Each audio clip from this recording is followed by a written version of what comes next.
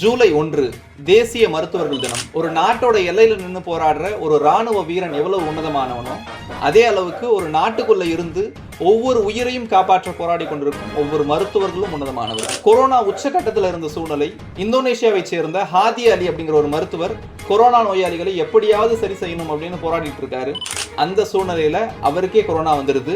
உயிர் பிழைக்க முடியாத ஒரு சூழ்நிலை. இனிமே உயிர் பிழைக்க முடியாதுன்னு தெரிஞ்சிருச்சு. அவருக்கு கடைசி ஆசைன்னு இருக்கும் இல்லையா, அது என்னன்னு பார்க்கும்போது அவருடைய குடும்பத்தை பார்க்கணும், குழந்தைகளை பார்க்கணும் அப்படிங்கிற விருப்பம். கொரோனா தொற்று அவருக்கு இருந்த காரணத்தால உயிர் போகும் தருவாயிலும் கூட தன்னுடைய குழந்தையை, சிறு குழந்தையை கரங்களால் அள்ளி அணைக்க முடியாத சூழ்நிலையில் வீட்டுக்கு வெளியே நின்று அந்த குழந்தையை பார்த்துட்டு போறார். அப்படிப்பட்ட தியாகங்களை சுமந்து கொண்டிருக்கக்கூடியது மருத்துவத்துறை. பண்டைய சமூகத்துல 2 நாடுகளுக்கு நடுவே போர் நடக்குது அப்படின்னா எதிரி நாட்டில் இருக்கக்கூடிய மருத்துவர்களை கொல்லக்கூடாது. யாரை வேண்டுமானாலும் கொல்லலாம், ஆனா எதிரி நாட்டில் இருக்கக்கூடிய மருத்துவர்களை கொல்லக்கூடாது அப்படிங்கிறது ஒரு சட்டம்.